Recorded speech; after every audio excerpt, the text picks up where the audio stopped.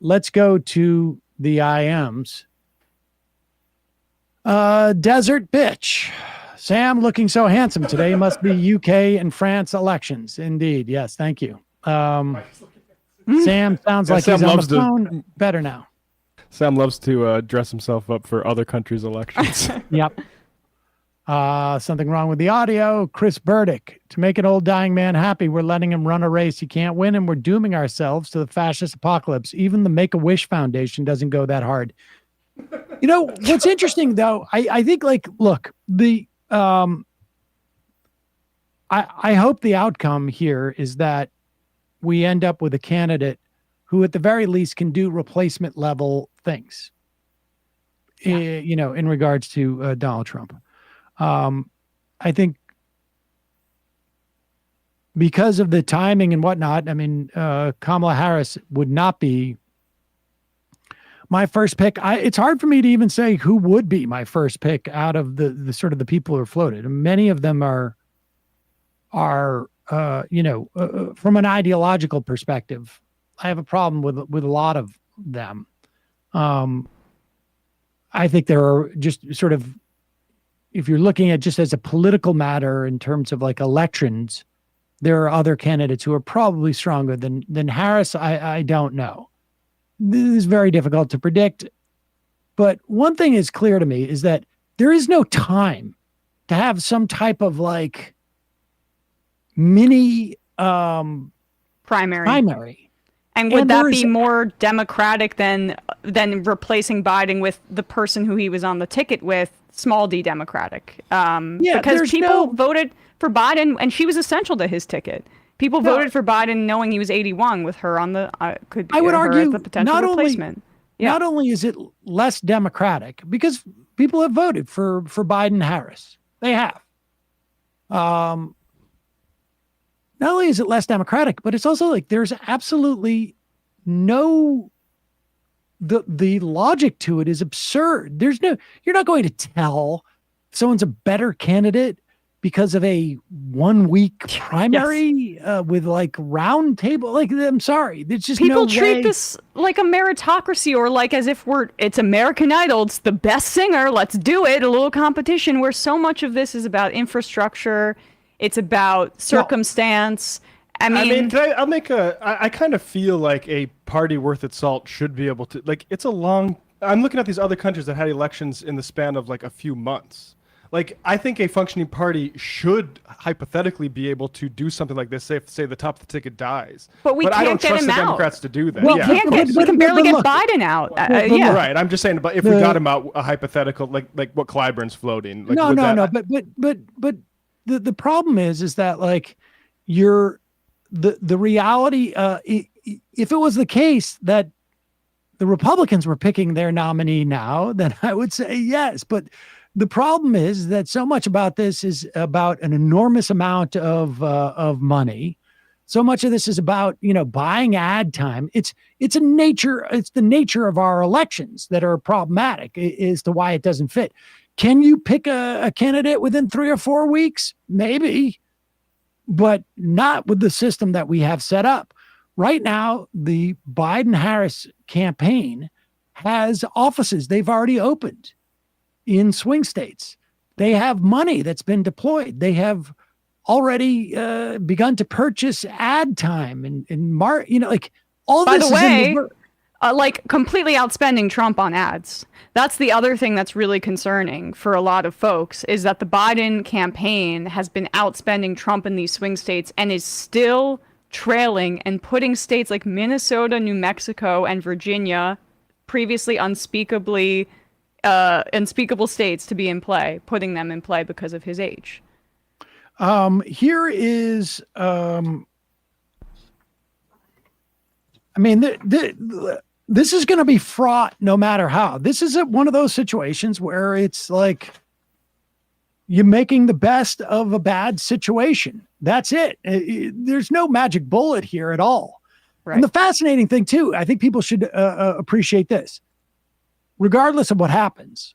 And I tend to think that Biden's going to let go, but he may not. But I hope that people take this opportunity too to realize there is no Democratic Party, or there is, but it's not like there's a person who makes a decision, flips a switch, and things happen. Like this is, No. they're all trying to have to convince each other, and then they all have to sort of like convince each other that they can convince Biden, and then Biden has to be convinced despite his family. I'm not saying that these aren't people who have aligned interests, and I'm not saying that they have more power than your average person who goes and vote for Democrats. Of course they do. But there is no like, you know, we've heard time and time again about how, you know, X, Y, or Z has been manufactured by the Democratic Party, or the Democratic Party wants to lose on purpose, or things like this. There's no one entity that runs this. It's a series of people who have agendas, personal agendas, professional agendas. Sometimes they align, sometimes they don't. That's what's going on here. You know, Barack Obama is like tiptoeing around this. You know, it's one thing for him to call Pete Buttigieg, who was mayor of Indianapolis, and say, hey, man, you're not going to win this. So what's the best outcome you can get? It's this. Do that. And then you'll get that. Like, you know, but there are South power Bend, or players. wherever it was. Yeah, it wasn't even Indianapolis. It was another South Bend. But there are power players in the sense that, like, this is a test for Hakeem Jeffries taking over for Nancy Pelosi, because the House is gettable. You know, the House in theory should be gettable for the Democrats in this election, especially because Trump is such an unpopular candidate, abortion being on the ballot in a variety of states, even deep red states that could drive turnout. And so they're convening this House meeting tomorrow with Hakeem Jeffries because does he want to actually be in such a deep hole as Democrats leader when he's already been presiding over a very slim majority and sees the ability for there to be, you know, some sort of majority for him to make his legacy right in front of him, because Biden is dragging down the ticket, and that's why you're hearing this drip from but I members of the House. That's how it goes. I think it's more he gets calls from members and he's responsive. Like, I don't think he's sitting there on his own. I mean, he has his own opinion. That's not what I'm saying. Yeah. But, and so it's really a question of like, and they'll find out during these caucus meetings. I mean, he tiered this, right? Like, first he hears from sort of like senior members of his caucus, and then he's going to open it up to the entire caucus. And if he doesn't have the majority of his caucus, he's not going to go and say anything to Biden. That's not what I'm saying, but I do think that the caucus is going to be very concerned based on what we're hearing, even just publicly at this point. And the reporting we're hearing in caucus, and then he confers with Schumer, who I imagine is like, I don't want. I'm between a rock and a hard place here. I don't want to offend anyone. So far, his itinerary today has been about 9 a.m. on Morning Joe saying, I don't care what the millionaires think, and about noon saying, or being on a call with donors. So, well, I mean, to be fair, I mean, on some level too, he's prepping for NATO, but the point is, like, you know, it's indicative of like he has limited bandwidth. Here is CNN's Harry Enton breaking down how polls overestimated Biden's support in 2020.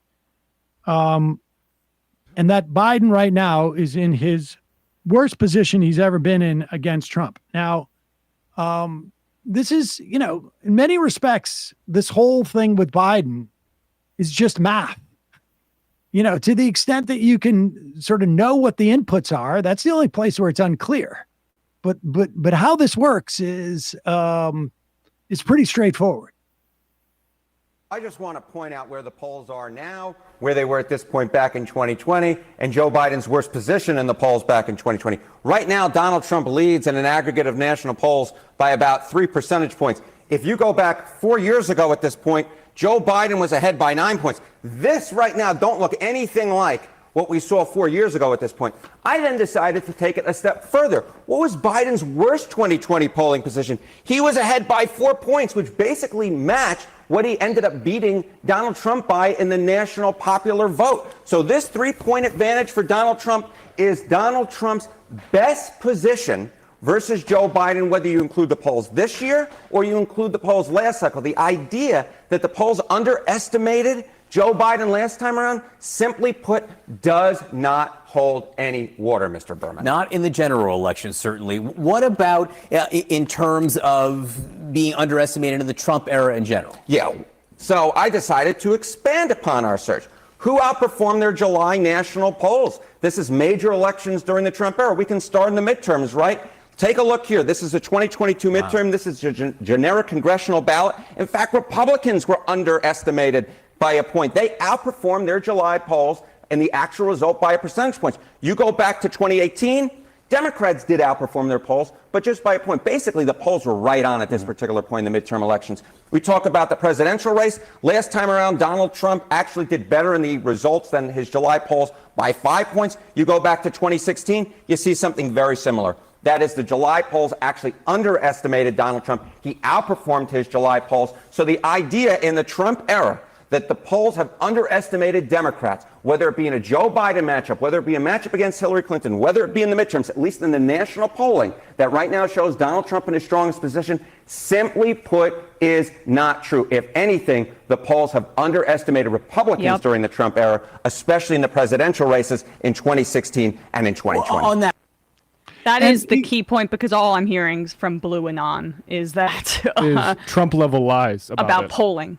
Yeah. And you know, there's also an argument that we don't, you know, the polling is off because we don't know who is actually going to vote, and it's going to be uniquely. But if that's the case, nobody does. When we only have one data point, right? Like everything else is just sort of speculation. The one thing that's real is what we saw on the debate stage. If this was a week before the election, that's what it would be, and that's the end of the story. But it's not.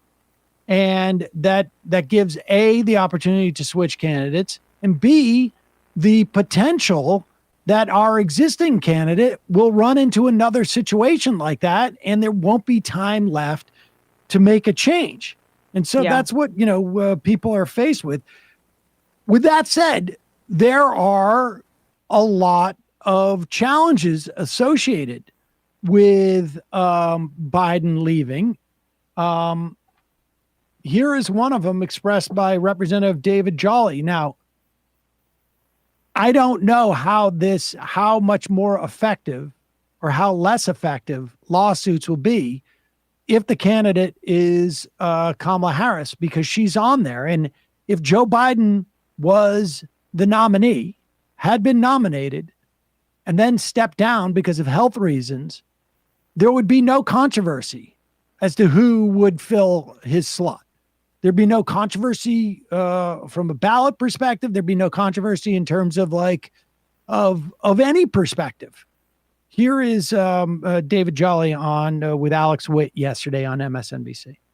Something that has not been talked about, the mechanics of replacing him. Oh, yeah. The piece that hasn't been talked about is Republicans will sue in virtually every state that matters. Not all 50 states, but they're going to sue the moment Democrats try to make this move to block access to the ballot of whoever. Like it's a bait and switch or something? Well, ballot access rules are state controlled. Okay. So they will choose about 20 states that really matter, and they will tie this up in the courts and go all the way to the Supreme Court before November to say you cannot replace Joe Biden on the ballot. They won't win many of them, but if they win a couple critical states, that matters to the presidency. So I'm not a Democrat, as I said last week. If you're going to replace Joe Biden because of the polls, there's a lot of work that's got to get done. Something that. I've seen that claim. I've seen some people basically say that the ballot printing process doesn't really start until September. So that's for some of the states where it's more open. Rachel Bickhofer, who I haven't been impressed by lately, got fact-checked by Twitter saying that in Nevada particularly, Biden would have trouble, and apparently that deadline hasn't even passed yet. So I don't know how sincere this is. I think it's a concern, but I'm also seeing it maybe deployed in ways that seem less than sincere. And it's I think interesting. It's a concern, and I think it's, frankly, less significant with Harris, because there is no documents that have been filed with any state anywhere or with the Federal Election Committee that doesn't include her name in the Biden campaign, because she's going to be the nominee. It's also the same, I think, with the campaign money. And I would imagine it's also sort of like you're already in the Biden-Harris sort of organization, as it were. If you're, it would be the easiest, I feel, for campaign workers to sort of absorb in this instance. So, I mean, Agreed. the idea that you would do some type of like, you develop a new, I mean, you're gonna come up with a new system of choosing a president.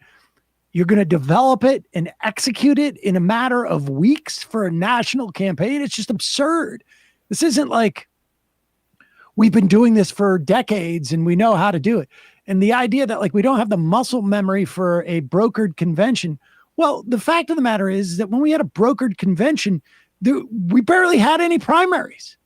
Like it was a completely different system. It wasn't just that we don't have the muscle memory now.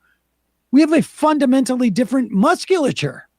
We've had surgery. We've had, it's a completely different system. People don't realize this, but there was no, like, the number of primaries in 1965. I mean, there's so few. And I'll just say this because I've been focusing a lot on this. The MSNBC coverage has kind of really downplayed this, to be honest with you. They're putting up the Morning Consult and Bloomberg polls, which are the two most favorable ones for Biden that I've seen so far.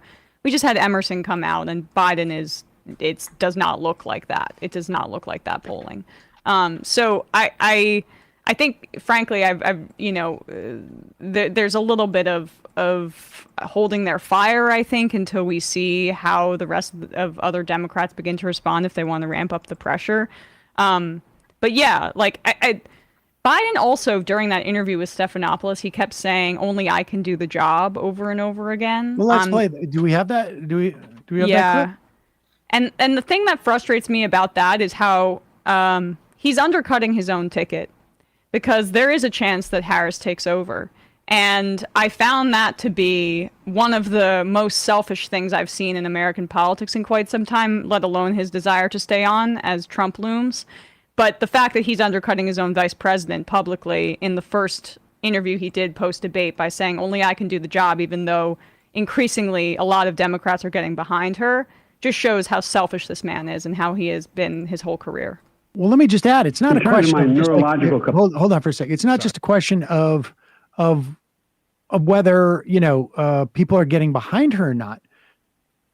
The fact is he's in his early 80s. He's going to be in his mid 80s by the end of this term. I mean, it is by no means some type of fantastical notion that his vice president is a heartbeat away from the presidency. I mean, we were saying this about John McCain and